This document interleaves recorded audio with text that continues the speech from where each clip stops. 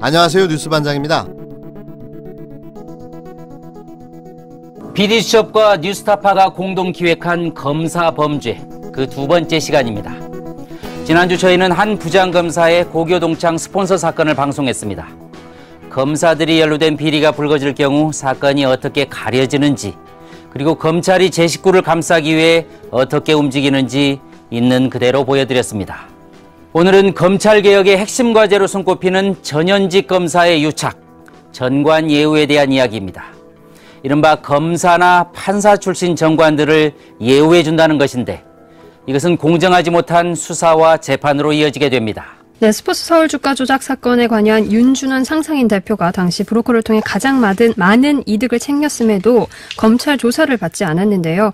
어제 PD수첩에서 당시 브로커의 변호사가 검사 출신으로 현재 대검 형사부장인 조상준 검사와 24번 통화하거나 문자메시지를 주고받았다며 전현직 검사 유착에 대한 의혹을 제기했습니다. 방송금지 가처분 소송이 제기되며 방송 불가라는 초유의 사태까지 벌어질 뻔한 MBC PD수첩. 검사와 금융재벌편이 예정대로 전파를 탔습니다. 검사의 수사 방식은 두 가지잖아요. 죽이려는 방식으로 명성을 얻고 덮으려 하는 방식으로 부를 축적하는 거죠. 29일 방송된 MBC PD수첩 검사와 금융재벌편에 출연한 제보자 X가 대한민국 검찰을 표현한 말입니다. 이날 PD수첩은 경악과 놀라움의 연속이었는데요. 우선 간략하게 정리하면 검찰과 전관의 공생, 한마디로 악어와 악어새의 관계로 표현될 수밖에 없는 이들의 모습은 실로 충격적이었습니다.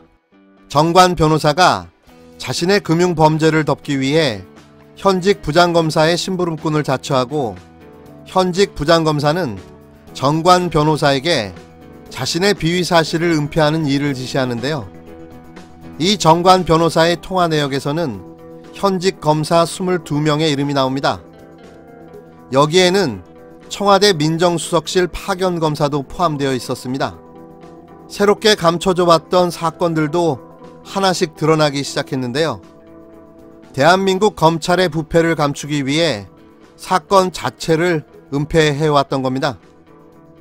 10년 만에 초고속 성장 가도를 달린 금융재벌 유준원 상상인 회장.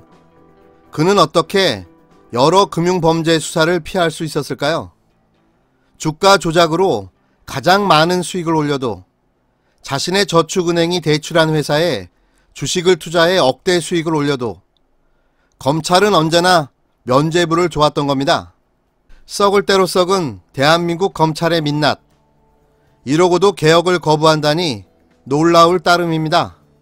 무소불위의 권력 뒤에 숨어 대한민국의 온갖 범죄와 악행을 일삼아왔다는 사실이 적나라하게 드러나고 말았습니다.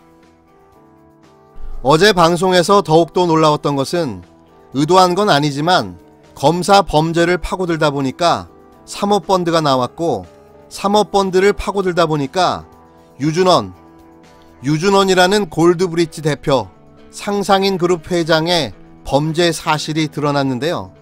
거기에 조국 전 장관과 관련된 의혹인 사모펀드, 코링크 피의에 대한 내용이 있었던 겁니다. 검찰이 이 코링크를 제대로 수사를 했다면 이거는 당연히 상상인의 유준원 대표가 여기에 큰 돈을 넣었다, 이런 걸 알 수 있었을 것이고, 저도 알았으니까요.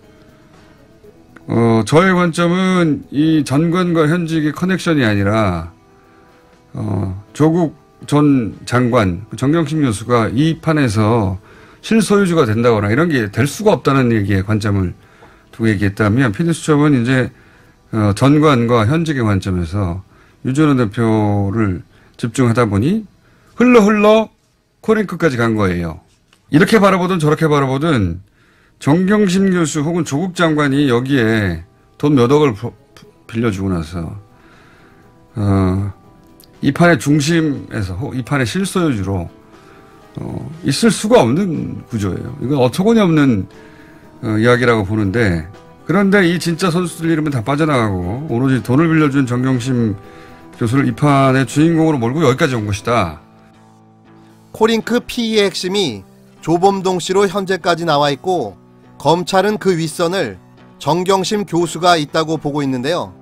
그러나 PD수첩은 코링크 피의의 핵심은 익성 그리고 유준원이라는 의문을 제기합니다. 유준원은 이쪽 분야에서 상당한 사람으로 사채 시장에서 성장했고 모든 사건에 유준원과 다양하게 걸려 있었는데요. 그런데도 불구하고 단 한 번도 검찰 수사에 걸린 적이 없는 겁니다. 이상하죠? 그래서 검찰의 봐주기 수사 커넥션 정황이 있다고 보는 겁니다.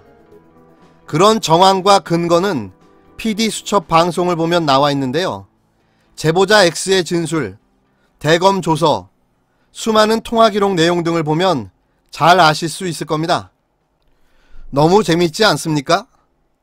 검찰 범죄를 파다 보니 조국 펀드 사건으로 연결된다는 게, 이러니 수사가 제대로 되겠습니까? 신뢰할 수 없는 조국 일가의 마녀 사냥, 먼지털이식 수사는 제대로 다시 수사를 해야 될 것입니다. 도대체 수박 겉핥기 같은 이 수사는 뭡니까? 투자 피해자를 피의자로 둔갑시키고 기소하고 구속까지 한다는 게 말이 된다고 생각합니까? 검찰은 이제 그만하십시오. 국민들이 지칩니다. 어제 다시 한번 느꼈는데요. 확실히 마봉춘이 돌아온 게 맞습니다. 또 한편의 레전드로 기록될 PD수첩, 검사와 금융재벌편. 얼굴을 가리고 이름을 지워도 우리는 그 전관 변호사가 누구인지 너무 잘 알고 있습니다. 1편을 보시면 됩니다. 웃기죠? 이거야말로 손바닥으로 하늘을 가리는 거겠죠? 1편을 보시면 전관 변호사의 실명과 얼굴이 너무나도 잘 나와 있습니다. 궁금하신 분들은 꼭 찾아봐 주시기 바랍니다. 이상은 친절한 뉴스 반장이었습니다.